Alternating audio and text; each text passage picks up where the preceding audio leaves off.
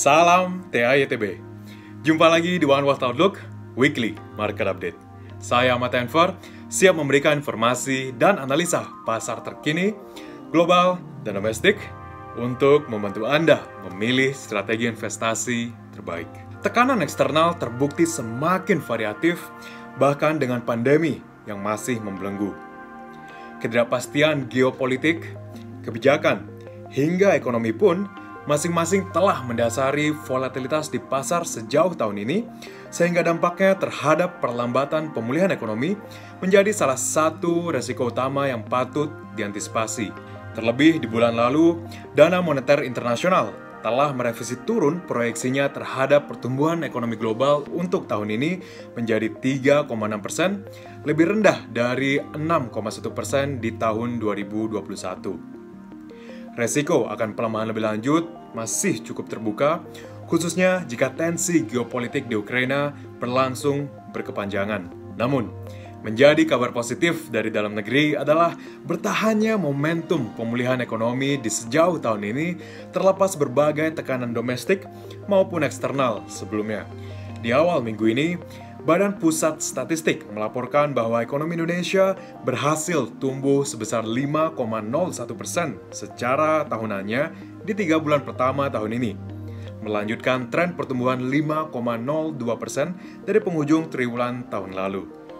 Memang, seiring dengan menurunnya infeksi virus COVID-19 sejak puncak infeksi pada pertengahan bulan Februari lalu, relaksasi pembatasan sosial telah terbukti mampu meningkatkan mobilitas masyarakat yang juga turut menopang aktivitas konsumsi, produksi, dan investasi. Menilik sedikit lebih dalam, industri yang sensitif terhadap mobilitas masyarakat tercatat pulih signifikan, di mana industri transportasi dan pergudangan, serta industri akomodasi dan jasa makanan misalnya, masing-masing tercatat tumbuh hingga 15,8% dan 6,6% secara tahunannya.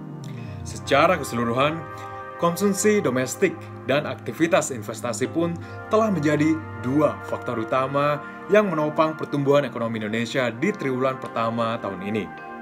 Khususnya, sementara konsumsi rumah tangga berkontribusi sebesar 2,35 persentase poin, penanaman modal tetap bruto alias investasi telah berkontribusi sekitar 1,33 persentase poin dari keseluruhan pertumbuhan PDB.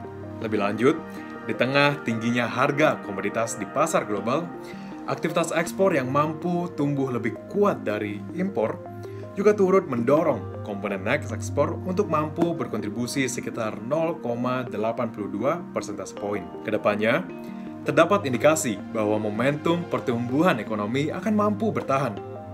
Disertai dengan situasi pandemi yang semakin relatif terkendali, tingkat keyakinan konsumen Indonesia yang telah mampu bertahan di level optimis sejak bulan November lalu turut mensinyalkan potensi untuk terus terjaganya konsumsi oleh masyarakat.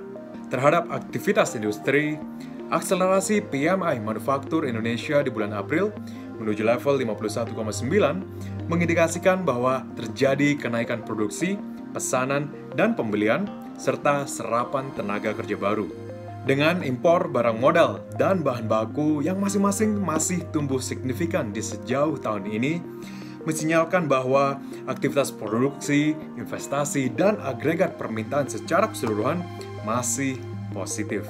Sehingga, secara keseluruhan, kami pun memandang bahwa pertumbuhan ekonomi di kuartal pertama tahun ini turut suportif terhadap antisipasi grup kami akan pertumbuhan ekonomi Indonesia di kisaran 5% untuk keseluruhan tahun ini. Namun, terdapat beberapa risiko yang patut diantisipasi. Tidak bisa dipungkiri bahwa risiko inflasi terus membayangi, yang jika terus meningkat berpotensi menekan daya beli masyarakat. Meskipun masih di dalam target 2 hingga 4% Bank Indonesia, inflasi di bulan April tercatat naik ke level 3,47% secara year on year dari 2,64% di bulan sebelumnya, atau kenaikan sekitar 0,95% secara bulanannya.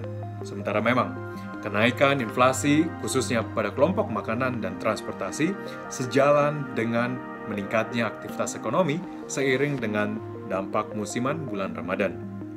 Namun, terdapat indikasi bahwa tekanan harga pun telah menyebar luas dengan inflasi inti yang juga telah menyentuh level 2,6% secara tahunannya yang merupakan level tertinggi sejak awal tahun 2020 lalu.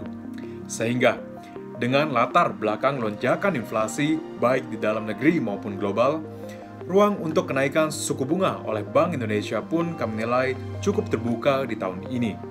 Terlebih, menyusul semakin agresifnya The Fed dalam upaya menekan inflasi, di mana Bank Sentral telah meningkatkan suku bunga acuannya sebanyak 50 basis poin pada minggu lalu. Hal tersebut turut mendorong maju ekspektasi pasar akan perlunya untuk penyesuaian suku bunga, khususnya bagi negara-negara berkembang. Secara keseluruhan, grup kami pun mengantisipasi potensi untuk dimulainya siklus kenaikan suku bunga oleh Bank Indonesia secepat di bulan ini, sebanyak 25 basis poin dan total 100 basis poin di keseluruhan tahun ini. Sekian informasi dan analisis kali ini. Untuk mengikuti update pasar terkini, Anda dapat mengakses weekly market journal kami melalui link berikut. Dan jangan lupa untuk memfollow kami dengan mengklik tombol subscribe. Saya Ahmad Enver, nantikan One Wealth Outlook berikutnya di minggu depan. Salam TAYTB.